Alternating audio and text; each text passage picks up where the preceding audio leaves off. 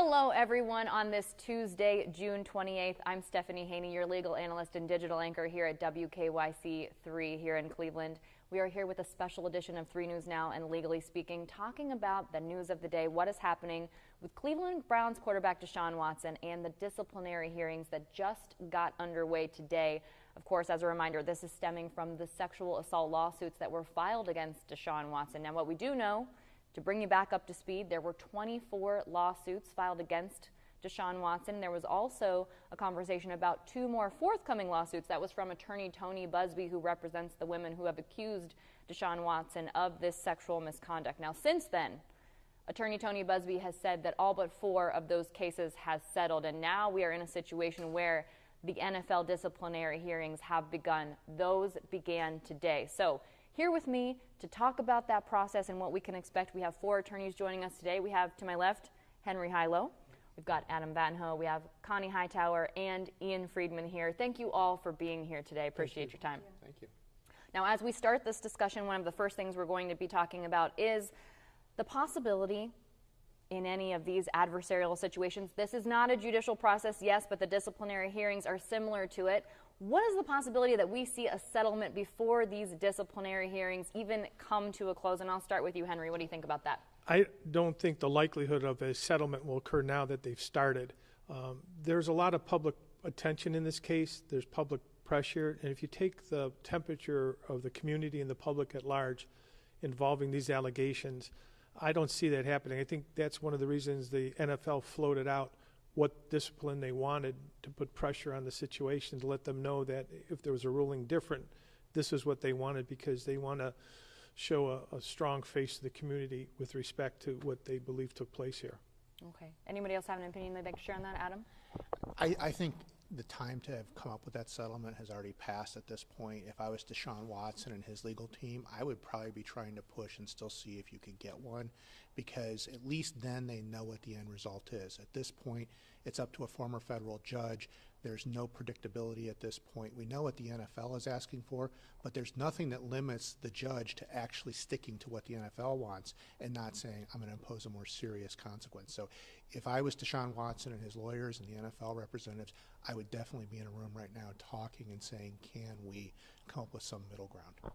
Sure, yeah, very unexpected what might happen in this situation. So let's talk now about that situation. There is a presiding officer here. Now, this is something that's changed in the NFL in recent years. Previously, before 2014, that's when this kind of shift happened with the way they handle these disciplinary hearings in the NFL.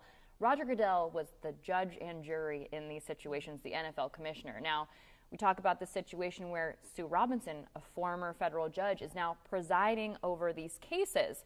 But the appeal is still possible to go to Roger Goodell, and so that's what I want to talk to you about now. So the change in this was they wanted to sort of take this off of Roger Goodell's plate. And Kani, I'll start with you.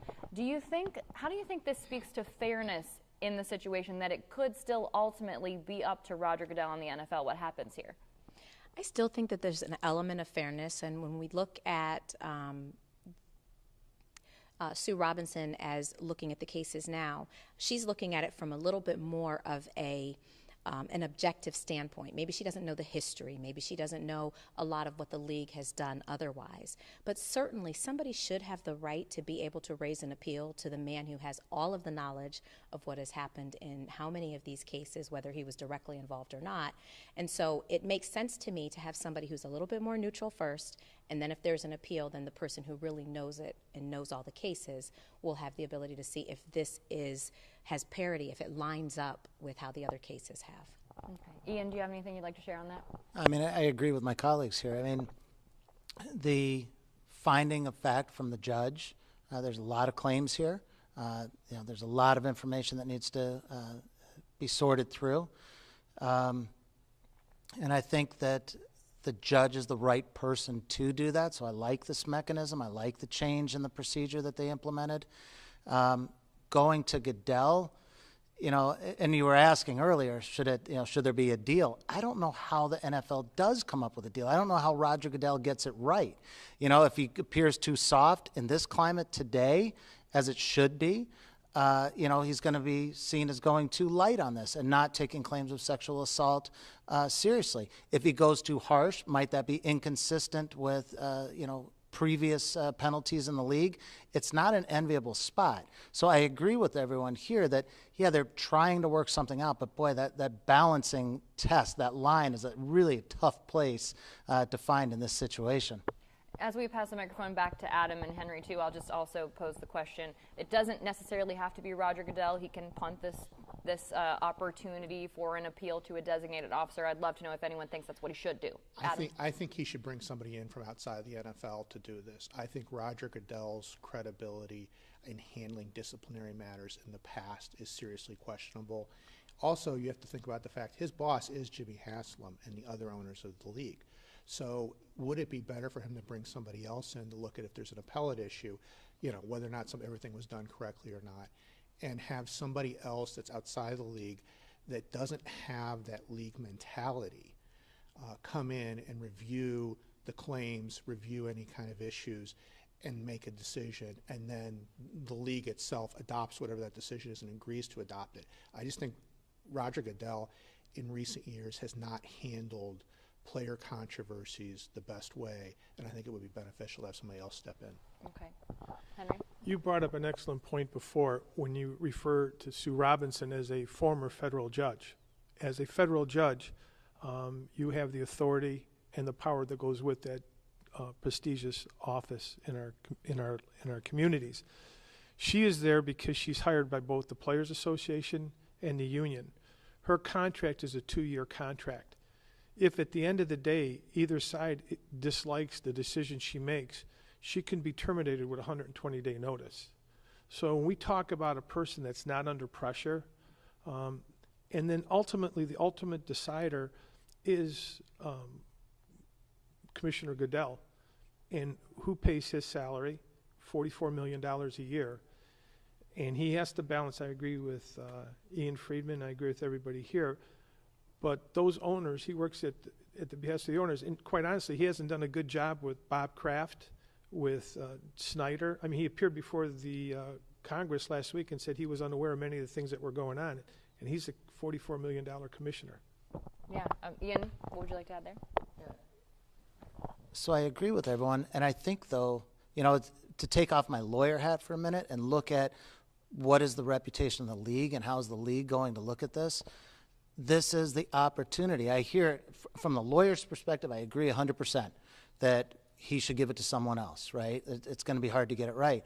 But if you're looking at where does the league stand on these issues today, and I want to qualify something, if violations are found, right? So we have to always start there. We can't be presumptuous that they are going to be found. But supposing that they are, like we've said here, there's not been a good track record of discipline in the past. So at what point does the NFL say, you know what, we do take these things serious? Because we haven't had a case like this before with 24 claims, and maybe more. There might be other conduct that we're not aware of yet.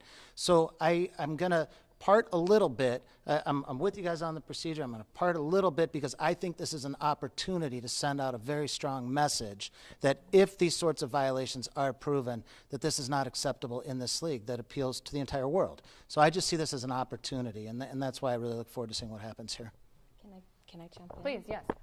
I want to respectfully disagree. I believe that it should stay with Roger Goodell. I understand all of the reasons of punting this, but he's part of the reason why they have the reputation that they have. And because he knows what happened in those other cases, only he can make the determination, I believe in this case, that falls on the hands or the head of the league. If he decides he's going to pass it on to somebody else, I mean, let's look at this. First of all, it's a player. He has, a significant contract that's on the table. In addition, we also know there's other suits that are out here that involve the Texans, so you also have some backlash that may be on one of the teams that, as you indicated, or one of his bosses. But when we look at this, and we also look at, we're dealing with, an African-American player, and allegations that were not criminally indicted. There are so many things here that could land on how the NFL is perceived in cases like this, in this type of instance with a player and a team and everything else. He needs to take a stance on behalf of the NFL. I believe it stays in his hands, and he's the one who makes the decision. Okay, now as we talk about some of the ways that these things have been handled before, Henry, you brought up the situation where he's made decisions that people have felt were poorly made when it comes to the owners. I want to read one of the terms of the latest NFL personal conduct policy to everyone here, and then we can talk about that. Ownership and club or league management have traditionally been held to a higher standard and will be subject to more significant discipline when violations of the personal conduct policy occur. Now, I do think, as we've mentioned here, highly debatable whether that has actually proved to be true, but a lot of conversation that we are hearing here in the Deshaun Watson situation, and again, he has maintained his innocence, he's maintained that he's done nothing wrong, so great point from you, Ian, that we do not know if violations will be found yet. A lot of people are presuming that, but we just don't know. We don't know what's going to happen here, and he's maintained his innocence. His representation is expected to make an argument about the way owners have been treated. So my conversation to you here now that I'd like to start now is, if that's true, we're in a world where we're assuming that's true, that owners have been treated more leniently than players. What's the right answer there? Does that mean that a guilty person, we won't say Deshaun Watson, but someone who's found responsible, that they should get a lesser penalty? Or is the remedy there for the owners to get more stricter penalties? What do you do in that situation? I'll start with Henry. I would say you have to have equal application of the standard you're in the standard you want to hold your league to. You know, Bob Kraft was charged, all right? He was charged. The case was ultimately dismissed on a legal issue that he prevailed on. But when you look to the conduct clause, it doesn't make a difference whether you're charged or not, whether you are responsible. They make a big point of pointing that out, too. The second thing about this is that the exception that the owners want to draw, that this is part of the collective bargaining agreement, but we're not part of that collective bargaining agreement, so do as they say, not as I do. So if you want to send a message out to the community that we stand for justice, we stand for equality, we stand for protecting women and individuals from being abused, you have to be consistent in that policy. And ultimately, the person that's making that decision, he has never sanctioned these owners for their conduct. You know, he doesn't need a collective bargaining agreement to say, Bob Kraft, you should not be going to a place where there's human trafficking. Mr. Snyder, these abuses that you have with the Washington Commanders, I believe their name is now, you are the man in charge. We have volumes and volumes we can hardbound for what you've done wrong. You do not get a pass because you're an owner. I stand up for what everybody believes in here. People should be treated with respect and dignity. Just because you play a sport or an owner doesn't give you a pass. But it has to be applied equally, whether you're the owner or whether you're the player. Sure. Henry? I'll go along with that also. Or Adam, I'm sorry. That's okay. He's better looking. But you know, this is the same week we just had hearings in Congress about Snyder's behavior with the Commanders and with his business interests. Let's not forget Jimmy Haslam also has his own past with the Pilot Flying J rebate issue. We have a football stadium that's named after a company that's been named in the largest bribery scandal in Ohio history and one of the largest in the country. This is a team that has a lot of credibility issues to begin with. And when you're not treating the players and the owners on an equal footing, then you are going to have the players, rightfully so, saying, why do they get to get away with it and we're being punished more severely? At least if we look way back in history, remember when Marge Schott was forced to sell the Cincinnati Reds over her personal conduct. And there's been other similar examples of that throughout history. But you don't really see that with the NFL. The NFL does not police the owners. They don't police the team managers, the team management in the same way that they do the players. And it has to be not bringing down the level of discipline on the players, but bringing up the level of discipline on everybody else in the organizations. Because let's be honest, the Cleveland Browns personify this town. This town has always had its character based upon how our football team does. It's in our blood.